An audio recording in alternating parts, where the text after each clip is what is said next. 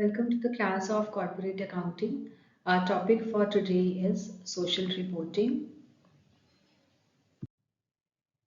तो चलिए सबसे पहले डिस्कस करते हैं कि सोशल रिपोर्टिंग की ज़रूरत क्यों है. What is the need of social reporting.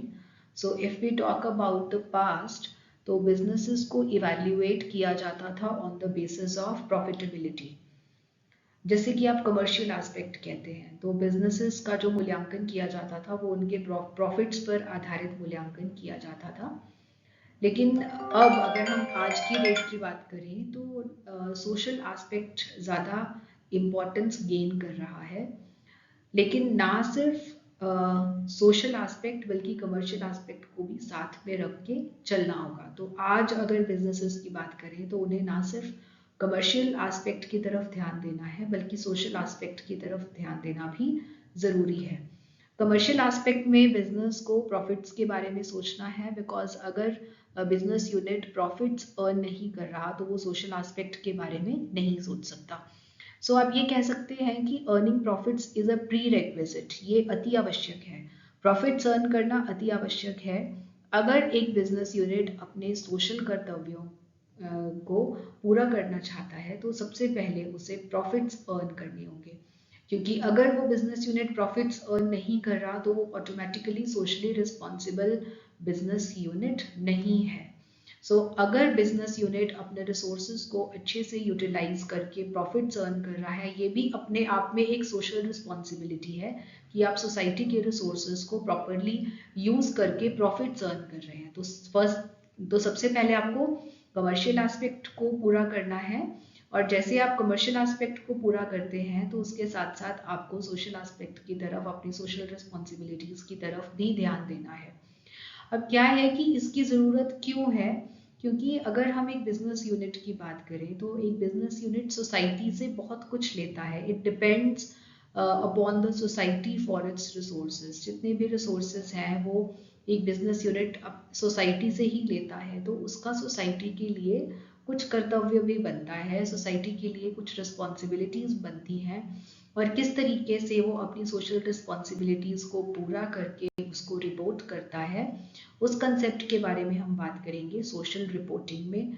किस तरीके से कौन से रिपोर्ट्स बना के आप सोशल रिपोर्टिंग करेंगे, इस बारे में भी हम later in this session discuss करेंगे. Now here are the social responsibilities of business. एक बिजनेस की क्या सोशल रिस्पॉन्सिबिलिटीज हैं, इस बारे में डिस्कशन करते हैं. So the first social responsibility of a business is resource utilisation. क्योंकि जो बिजनेस यूनिट है वो सोसाइटी के रिसोर्सेज को यूज कर रहा है. So the first and the foremost social responsibility of a business is to properly, efficiently and effectively, क्षमता से और असरदार तरीके से अपने जो सोसाइटी के रिसोर्सेज हैं, यानी कि material, labour, capital and machines, इनको इफेक्टिवली और एफिशिएंटली यूटिलाइज करना ये बिजनेस का सबसे पहला कर्तव्य है. क्योंकि अगर आप रिसोर्सेज की वेस्टेज कर रहे हो, दैट मीन्स कि आप एक एंटी सोशल एक्टिविटी कर रहे हैं. Because the resources are scarce, resources limited हैं, तो अगर business unit wastage of resources कर रहा है, दैट मीन्स कि वो एक एंटी सोशल एक्टिविटी कर रहा है.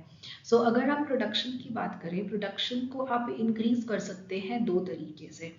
The first way is to increase the inputs. या तो आप इनपुट्स यानी कि रिसोर्सेज को बढ़ा दें, आप रिसोर्सेज को बढ़ाकर प्रोडक्शन इंक्रीज कर सकते हैं. एंड अनदर वे इज आप उन्हीं रिसोर्सेज को बेस्ट पॉसिबल यूज में लेकर आ रहे हैं. आप कम रिसोर्सेज से ही ज़्यादा अच्छे से प्रोडक्शन कर रहे हैं, उसको इफेक्टिवली यूज करके बेस्ट पॉसिबल यूज में डालकर आप प्रोडक्शन को इंक्रीज कर रहे हैं. So there are two ways. First, आप इनपुट्स इंक्रीज कर रहे हैं. सेकेंड, आप इनपुट्स इंक्रीज नहीं कर रहे हैं लेकिन जो आपके पास अवेलेबल रिसोर्सेज हैं आप उन्हीं को अच्छे से इफेक्टिवली यूज कर रहे हैं. आप इससे भी प्रोडक्शन इंक्रीज कर सकते हैं. सो अगर हम इन दोनों मेथड्स में से एक सर्वोत्तम, एक सबसे बेस्ट मेथड की बात करें, वो मेथड क्या है? सेकेंड मेथड, जिसमें कि आप कम रिसोर्सेज को ही बेस्ट पॉसिबल यूज में लेकर आ रही हैं, जैसे कि आप प्रोडक्शन को इंक्रीज कर पा रहे हैं. इससे क्या होगा? आप अपनी कॉस्ट्स को रिड्यूस कर पाएंगे और अल्टीमेटली जो आप कस्टमर से प्राइस चार्ज कर पाएंगे वो भी आप कम चार्ज कर पाएंगे, जिस वजह से आपको अल्टीमेटली क्या होगा, अल्टीमेटली आप प्रॉफिट्स की तरफ मूव करेंगे। सो the first and the foremost responsibility of a business unit is resources को अच्छे से यूटिलाइज करना, इफेक्टिवली एंड एफिशिएंटली यूटिलाइज करना। Second social responsibility is customer.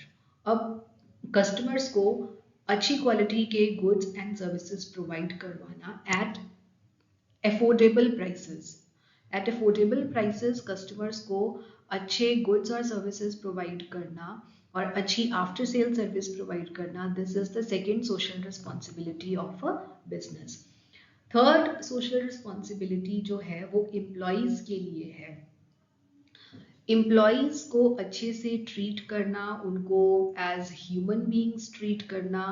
Employees भी ह्यूमन बीइंग्स हैं, इंसान हैं जिनकी अपनी कुछ ज़रूरतें हैं, कुछ साइकोलॉजिकल नीड्स हैं, कुछ फिजियोलॉजिकल नीड्स हैं।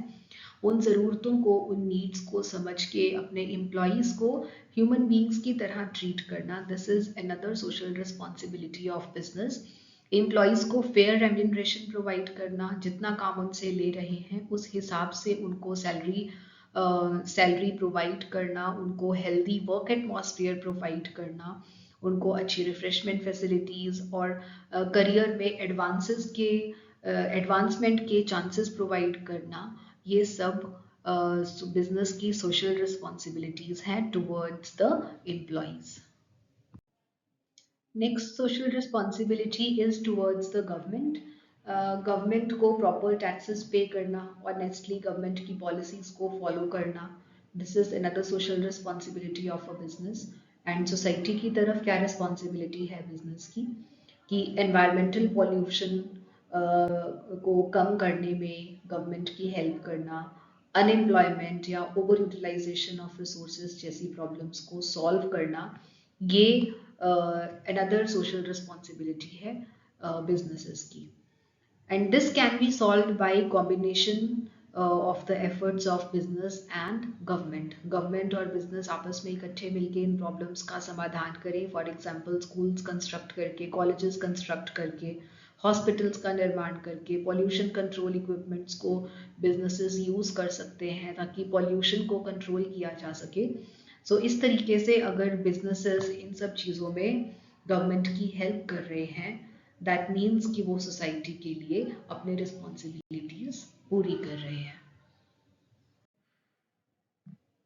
Now how do we do social accounting. Social accounting या सोशल रिपोर्टिंग किसे कहते हैं? सो सोशल अकाउंटिंग और social responsibility refers to the evaluation of. Social reporting में आप इवैल्यूएशन करते हैं, मूल्यांकन करते हैं। किस चीज़ का मूल्यांकन करते हैं?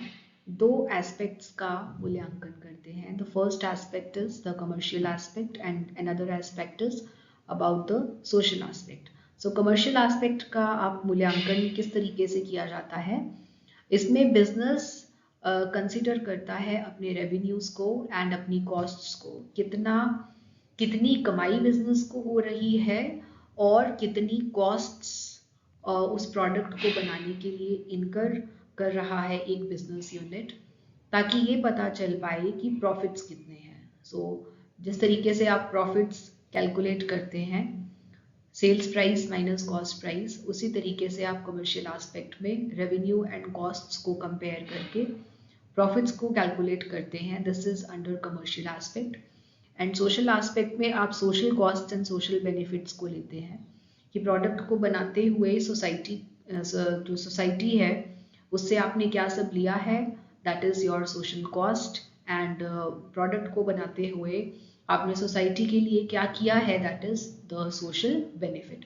तो सोशल एस्पेक्ट में एक business unit social costs and social benefits को कंसिडर करते हुए ये देखता है कि सोसाइटी के लिए अल्टीमेटली एक बिजनेस यूनिट ने क्या किया है। सो social reporting means identification first, second measurement, third recording, and fourth reporting of the social activities, that is social costs and social benefits of the firm. Social activities यानी कि जो social costs हैं, आप society से अपना product manufacture करते हुए आप सोसाइटी से क्या ले रहे हैं, that is social cost, and आप सोसाइटी को क्या दे रहे हैं, दैट इज़ सोशल बेनिफिट। तो क्या सोशल कॉस्ट और क्या सोशल बेनिफिट्स हैं, उनको आइडेंटिफाई करना, उनकी पहचान करना, उसके बाद ऐसी कॉस्ट्स और ऐसे बेनिफिट्स को मेजर करना इन मॉनेटरी टर्म्स, उसके बाद उनको रिकॉर्ड करना, और रिकॉर्ड करने के बाद इन कॉस्ट्स एंड बेनिफिट्स को रिपोर्ट करना, इसे आप सोशल रिपोर्टिंग कहते हैं। So this is the whole process of identification, measurement, recording and reporting of social costs and social benefits of a firm. So this is the meaning of social. Now let's talk about the various approaches of social accounting, कि social accounting किस प्रकार से की जाती है. So there are 4 approaches. अलग अलग companies अलग अलग अप्रोच यूज कर सकती हैं. So क्योंकि यहाँ पे social accounting करने के लिए कोई specific format नहीं है, so we have 4 approaches जिस हिसाब से कंपनीज social accounting करती हैं. So the first approach is inventory approach, second is cost or outlay approach, third is program management approach, and fourth is benefit cost approach. Inventory approach में company अपने total social objectives के बारे में बताती है. In the second approach, that is cost और outlay approach, इसमें company ये बताती है कि सोशल एक्टिविटीज़ के ऊपर कितना एक्सपेंडिचर उस कंपनी ने किया है, इसे डिस्क्लोज किया जाता है इन कॉस्ट और outlay approach. Programme management approach में company tells about its compliance with the social objectives, कि जो सोशल उद्देश्य हैं उनको कितना और किस हिसाब से अनुपालन किया गया है, इस बारे में कंपनी बताती है अगर वो कंपनी प्रोग्राम मैनेजमेंट अप्रोच को फॉलो कर रही है. And the last approach is benefit cost approach, जिसमें कंपनी कॉस्ट्स, सोशल कॉस्ट्स और सोशल बेनिफिट्स को रिकॉर्ड करती है, और benefit due to expenditure is recorded, कि सोशल एक्सपेंडिचर करने से कंपनी को क्या बेनिफिट हुआ है उसे रिकॉर्ड किया जाता है. So if we talk about benefit cost approach, इसके वेरियस मेथड्स हैं जिस हिसाब से आप इस अप्रोच को यूज़ कर सकते हो. फॉर एग्जांपल, आप capital output ratio method use कर सकते हो. कैपिटल आउटपुट रेशो में कंपनी ये देखती है कि जितनी उसने टोटल इन्वेस्टमेंट करी है, उस इन्वेस्टमेंट से, उस निवेश से कंपनी टोटल आउटपुट कितना प्रोड्यूस कर रही है. सो टोटल आउटपुट को आप डिवाइड करते हैं टोटल इन्वेस्टमेंट से. जितनी ज़्यादा ये रेशो रहती है उतना अच्छा है, दैट मीन्स कि आप कम इन्वेस्टमेंट में ज़्यादा प्रोडक्शन दे रहे हैं. तो जितनी अधिक ये रेशो रहेगी उतना ही उस कंपनी को सोशली रिस्पॉन्सिबल माना जाता है. The second method is value added method, जिसमें कंपनी अपने आप को सोशली रिस्पॉन्सिबल इस तरीके से दिखाती है कि उसने कितनी वैल्यू ऐड करी है. वैल्यू एडेड के लिए क्या फॉर्मूला है आपका, आप सेल्स वैल्यू लेते हैं, सेल्स वैल्यू में से आप इनपुट्स की कॉस्ट को, रॉ मटेरियल की कॉस्ट को माइनस कर देते हैं, that will be your value added. तो जितनी अधिक वैल्यू एडेड होगी उतना ही कंपनी को ज़्यादा सोशली रिस्पॉन्सिबल माना जाएगा. देन एम्प्लॉयमेंट अपॉर्चुनिटीज़, जब हमने सोशल रिस्पॉन्सिबिलिटीज़ की बात करी थी उस टाइम पे हमने एम्प्लॉयमेंट अपॉर्चुनिटीज़ की भी बात करी थी, कि वो कंपनी जो ज़्यादा एम्प्लॉयमेंट अपॉर्चुनिटीज़ जनरेट करती है उस कंपनी को ज़्यादा सोशली रिस्पॉन्सिबल माना जाता है. सो एम्प्लॉयमेंट अपॉर्चुनिटीज़ में कंपनी उस प्रोजेक्ट को चूज़ करे जिस प्रोजेक्ट में कंपनी को ज़्यादा एम्प्लॉयमेंट जनरेट करने का पोटेंशियल है. So that project will be preferable जहाँ पर एम्प्लॉयमेंट अपॉर्चुनिटीज़ ज़्यादा हैं. Savings in foreign exchange, exports should be more than imports. Company exports ज़्यादा करे, एक्सपोर्ट्स करेगी कंपनी तो फॉरेन एक्सचेंज आएगा, और इम्पोर्ट्स करने से फॉरेन एक्सचेंज जाता है. सो जितना अधिक किसी प्रोजेक्ट में फॉरेन एक्सचेंज सेव होता हो उतना ही उस प्रोजेक्ट को ज़्यादा प्रेफरेबल माना जाता है from social point of view. Then cost benefit approach में कंपनी सोशल कॉस्ट्स को कंसिडर करती है, सोशल बेनिफिट्स को कंसिडर करती है. सोशल कॉस्ट्स में वो सब चीज़ें आएंगी जिससे, जो कि कंपनी सोसाइटी से ले रही है.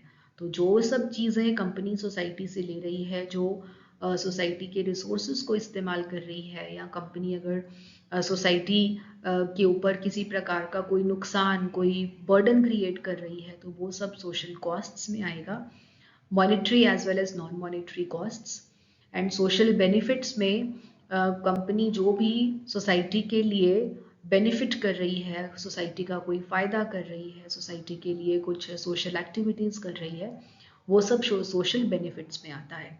So once you have social costs and social benefits, आप इनका रेशियो कैलकुलेट करेंगे, social cost upon social benefit. तो जितनी अधिक ये रेशियो आएगी उतना बुरा माना जाता है, एंड जितनी lower this ratio will be, उतना ही कंपनी को ज़्यादा सोशली रिस्पॉन्सिबल माना जाता है। So these are the 5 approaches, 5 methods under benefit cost approach. So social accounting करने के 4 approaches हैं: inventory approach, cost outlay approach, program management approach and benefit cost approach.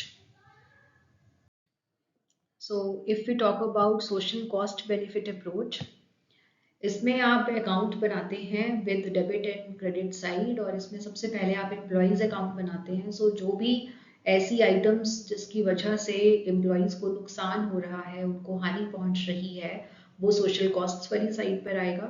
और ऐसी हर वो आइटम जिसकी वजह से एम्प्लॉयज़ का फ़ायदा हो रहा है, बेनिफिट हो रहा है, वो सोशल बेनिफिट की साइड पर आ जाएगा। सो लेट्स सी कि सोशल कॉस्ट्स वाली साइड पर क्या आएगा। सो अगर आप एम्प्लॉयज़ को एक्चुअल वेजेस जो दे रहे हैं वो लिविंग वेजेस से कम दे रहे हैं, फॉर एग्जांपल जो लिविंग वेजेस चाहिए एक एम्प्लॉय को दैट इज़ 50,000, और आप उनको दे रहे हैं सिर्फ 30,000, दैट मीन्स आप एम्प्लॉयज़ का नुकसान कर रहे हैं।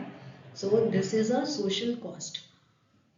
उसी तरीके से अगर एक्चुअल वेजेस आप ज़्यादा दे रहे हैं, more than the living wages अगर 50,000 हैं और आप एम्प्लॉयज़ को 60,000 या 80,000 दे रहे हैं, दैट मीन्स आप एम्प्लॉयज़ का बेनिफिट कर रहे हैं, तो ये सोशल बेनिफिट वाली साइड पर आएगा। उसी तरीके से अगर आपकी जो कंपनी है उसकी वर्किंग कंडीशंस इस तरीके से हैं, पुअर वर्किंग कंडीशंस की वजह से एम्प्लॉयज़ को बहुत स्ट्रेस हो रहा है, सो आप एम्प्लॉयज़ का नुकसान कर रहे हैं, ये सोशल कॉस्ट है। एम्प्लॉयज़ का टेंशन लेवल बहुत बढ़ रहा है, that is a social cost. आप वर्कर्स के साथ अन्याय कर रहे हैं, इससे वर्कर्स की हानि हो रही है, this is a social cost. उसी तरीके से अगर एम्प्लॉयर और एम्प्लॉई में टकराव है, कोई डिस्प्यूट है, कोई कन्फ्लिक्ट है जिसकी वजह से नेगेटिव एनवायरनमेंट क्रिएट हो रहा है, this is also a social cost. अब सोशल बेनिफिट्स की बात करें तो अगर आपकी company skill development programs conduct कर रही है जिससे कि ह्यूमन रिसोर्सेज डेवलप हो रहे हैं, this is a social benefit. आप वर्कर्स के वेलफेयर के लिए काम कर रहे हैं, आपके वर्कर्स जॉब से सेटिस्फाइड हैं, खुश हैं वर्क प्लेस पर, दैट मीन्स कि आप एम्प्लॉयज़ के बेनिफिट के बारे में सोच रहे हैं। These are all social benefits. So एक बार जब आपके पास social cost and social benefits आ जाएंगे तो आप इन दोनों साइड्स का टोटल करेंगे।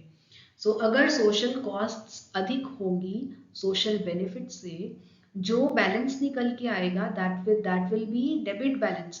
और अगर सोशल बेनिफिट्स ज़्यादा होंगे, क्रेडिट साइड का टोटल ज़्यादा है डेबिट साइड से, तो जो बैलेंस निकल के आएगा that will B credit balance.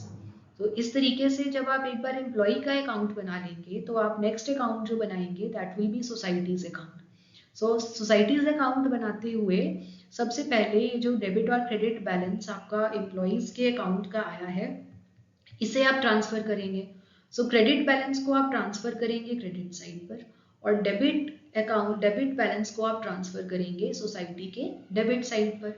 एक बार जब आपने ट्रांसफर कर दिया, उसके बाद आप ये देखेंगे कि कंपनी ने सोसाइटी के लिए क्या बेनिफिट किया है या क्या सोसाइटी को क्षति पहुंचाई है। सो अगर जो सोसाइटी को हानि पहुंचाई है वो सब सोशल कॉस्ट्स हैं, और अगर सोसाइटी के लिए कुछ अच्छा किया है that will B social benefit. So social costs में क्या आएगा, अगर company beyond permissible limit noise pollution, air pollution या वाटर पॉल्यूशन क्रिएट कर रही है, दैट मीन्स वो सोसाइटी को हानि पहुंचा रही है।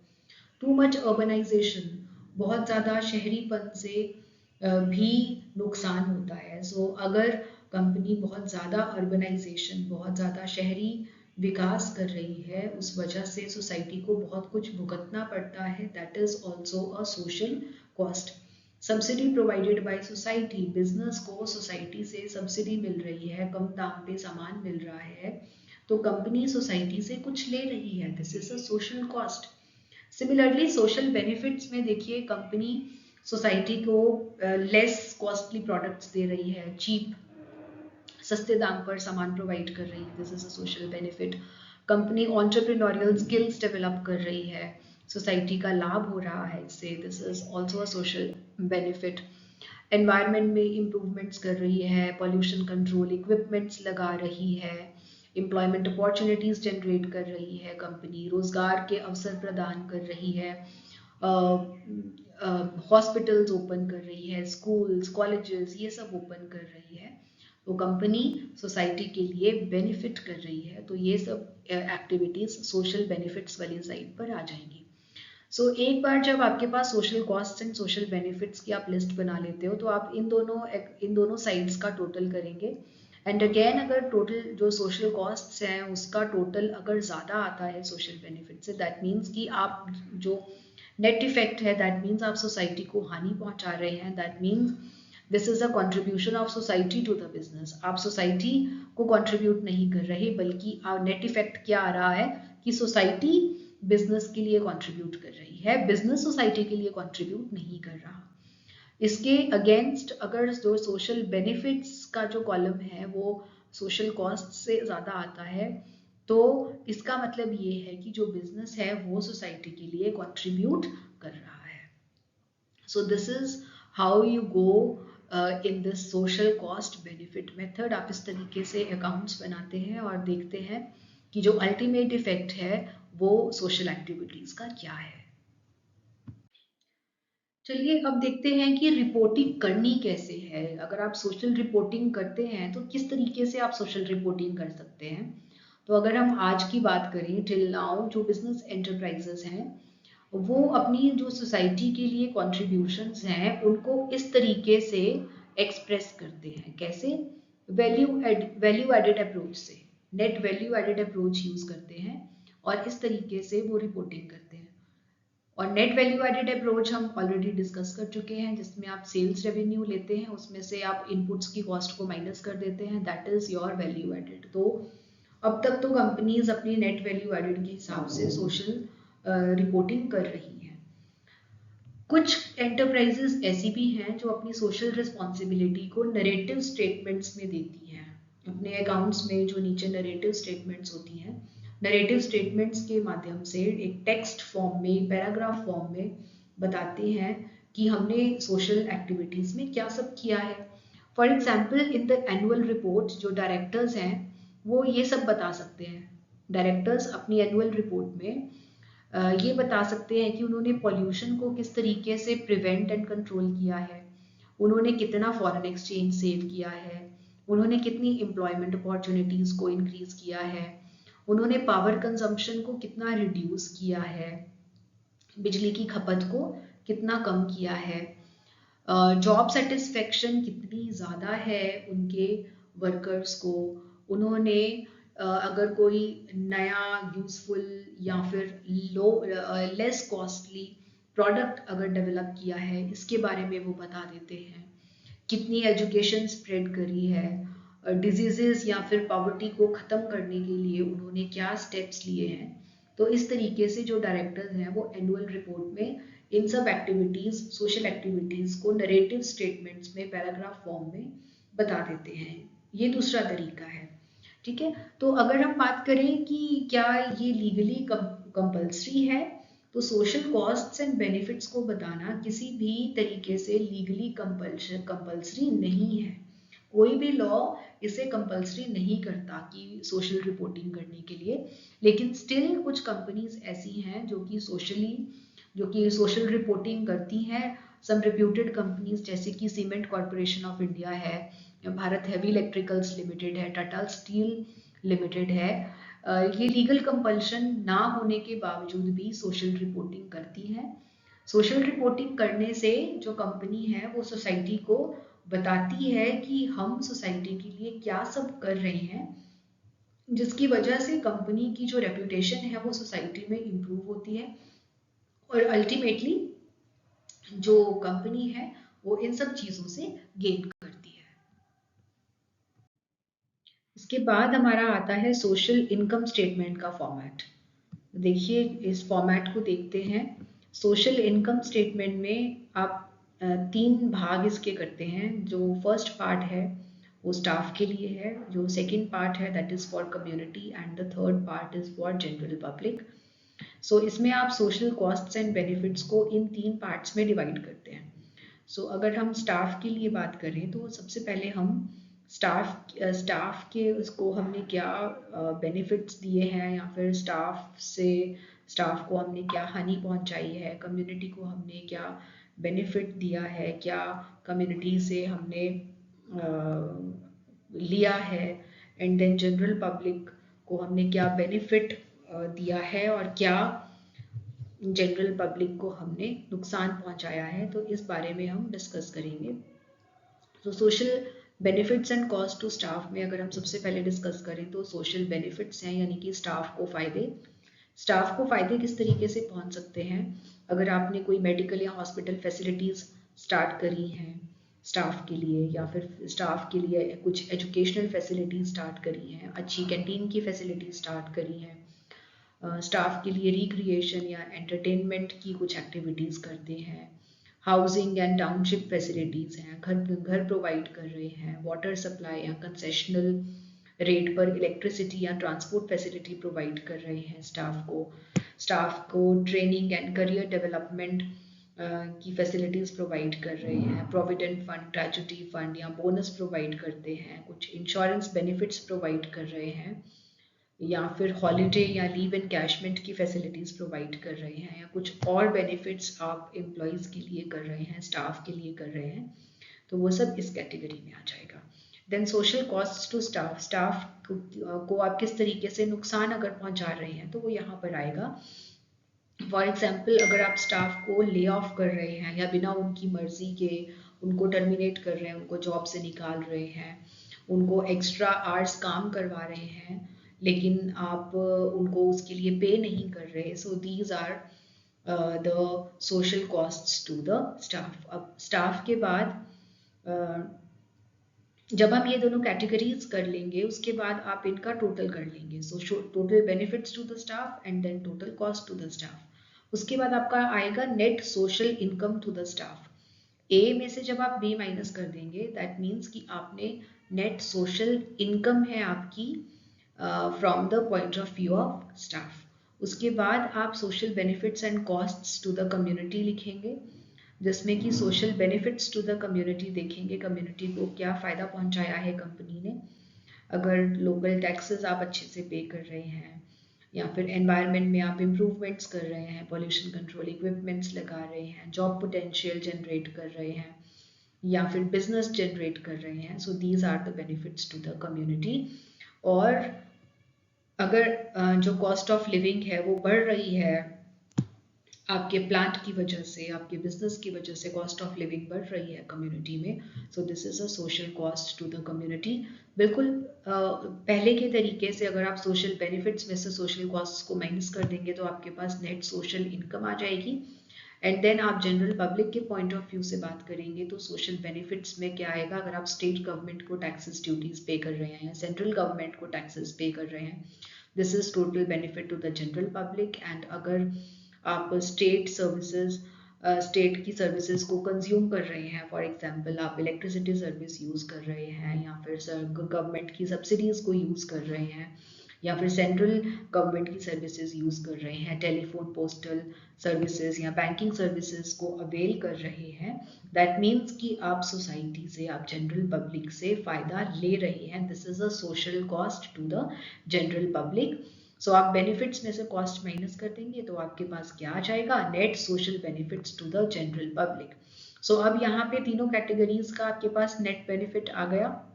आप इन तीनों कैटेगरीज के नेट बेनिफिट को जब ऐड कर देंगे so that will be your net total social income to staff, community and general public. So इस तरीके से आपकी income statement, social income statement बनाई जाती है।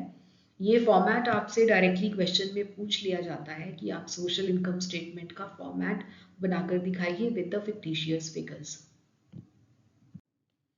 And the last part is social balance sheet. Social balance sheet में liabilities and assets लिए जाते हैं।